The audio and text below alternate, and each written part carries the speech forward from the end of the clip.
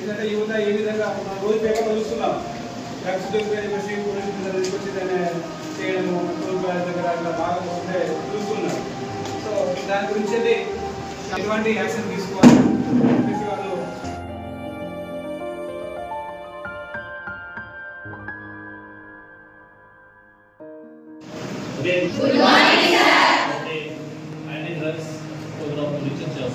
నా పేరు బోలోజీ శ్రావణ్ కుమార్ చౌడపల్లి మరి మాది వచ్చేసరికి HRC right to information NGO ఇంటర్నేషనల్గా గుర్తింపు ఉన్న ఎన్జిఓ అని టోటల్ స్టేట్ లెవెల్లో యాంటీ డ్రగ్స్ అనేది ప్రోగ్రామ్ చేస్తుంది.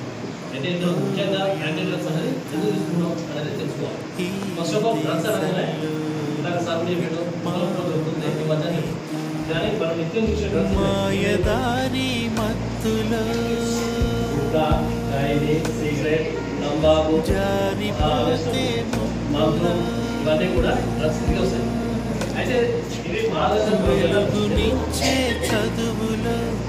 ఇవి మన ప్రతి దాని మీద ఆరోగ్యం అయినప్పుడు కూడా ఇది మనం వాడుతూనే ఉన్నాం. మన ఆరోగ్యాన్ని మనం కలగ చేసుకుంటాం. అయితే ప్రతి ఒక్కరు ఏమంటారంటే ఇది దీని మీద రాస్తుంది నేను తీసుకున్నాను నేనే తీసుకున్నా నా హెల్త్ ఖరాబ్ అవుతుంది నీకేమైనా ఇబ్బందా కాదా ఎందుకు అడుగుతున్నావు మన ఎందుకు అవునా ఇది వ్యక్తిగతంగా వాళ్ళ ఒక్కరిగా నష్టం చేసిన పక్కన ఏ విధంగా నష్టం చేస్తుంది. ఫర్ ఎగ్జాంపుల్ నేను ఇక్కడ స్మోకింగ్ చేశాను స్మోకింగ్ చేయగానే నా ఒక్కరోజు నేను స్మోక్ చేసి చూపించినప్పుడు ఆ పొగ బయట చేస్తే అది చుట్టుపక్కల ఎంత ఉంటుందో స్మోక్ చేసిన వాడికన్నా పక్కన ఉన్న వాళ్ళకి ఎక్కువ అఫెక్ట్ అవుతుంది.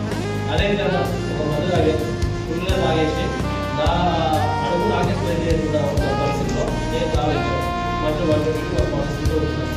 పక్కన పగలంతా కష్టపడి రూపాయలు కష్టపడి వచ్చిన పైసలు తిని ఒక పూట తినాక వాళ్ళు రోడ్డు పక్కన పట్టుకున్న వాళ్ళు ఉంటారు. అలాంటి వాళ్ళు నాకు అనిపించదు దూరం కూడా ఎక్కిస్తారు. రోడ్డు పక్కన కావాలి కూడా నేను డ్యామేజ్ చేస్తున్నాను. ఏ విధంగా ఏంటంటే బాగా దూరంగా ఒక వ్యక్తిని కాదు చుట్టుపక్కల ఉన్న వ్యక్తులను కూడా నాశనం చేస్తారు.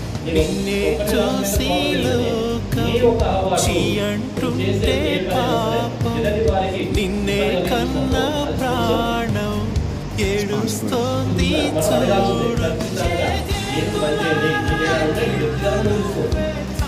ఎప్పుడైతే పబ్లిక్ లైఫ్ లో వచ్చినప్పుడు ఖచ్చితంగా నేను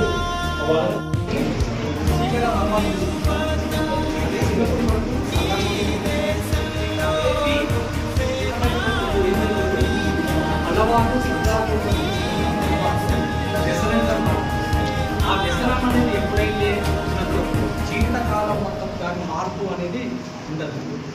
అలాగే నేటి బాలలే రేపటి పౌరులు. మన పౌరులను చిత్తు చేస్తున్న కొన్ని పదార్థాలు మాదక ద్రవ్యాలు మత్తు పదార్థాలు కొత్తగా వచ్చింది బెట్టింగ్స్. మరి వీటి వల్ల మనము బాలకం అవుతున్నామా పౌరులం అవుతున్నామా నిర్జీవ స్థితిలో సిగరెట్ బీరు మందు కావున ఇవన్నీ మనం ఈ వయసులోనే అలవాటు చేసుకున్నాం. కావున ఈ వయసులోనే మనం అలవాటు చేసుకోకుండా మన కుటుంబాన్ని మనము జాగ్రత్తగా ఉండి మన సమాజానికి కూడా ఉపయోగపడాలని చెప్పేసి ఈ సందర్భంగా తెలియజేస్తా ఉన్నాం. మీరు కూడా దీని ఆధ్వర్యంలో కూడా మీరు కూడా మీ వంతు కృషి చేయాలని చెప్పేసి ఈ రోజుల్లో మనం ఆల్కహాల్ తీసుకుంటాం కానీ అది బాధన సంతోషమా ఏదో విధంగా ఉంటుంది. కానీ బాధలు తీసుకున్నప్పుడు సంతోషం అనిపిస్తుంది. ఆ సంతోషమైనప్పుడు మనం డ్రైవింగ్ చేస్తాం. ఆ డ్రైవింగ్ చేసేంలో ఎవరినో ఒకరిని పేదవాళ్ళని సమాజాన్ని యాక్సిడెంట్ చేస్తూ ఉంటాము. కావున అలా చేయడం వల్ల మీరు ఇబ్బంది పడుతూ ఉన్నారు, ఇక్కడ మీరు ఇక్కడ ఫ్యామిలీ కూడా ఇబ్బంది పడుతూ ఉన్నారు.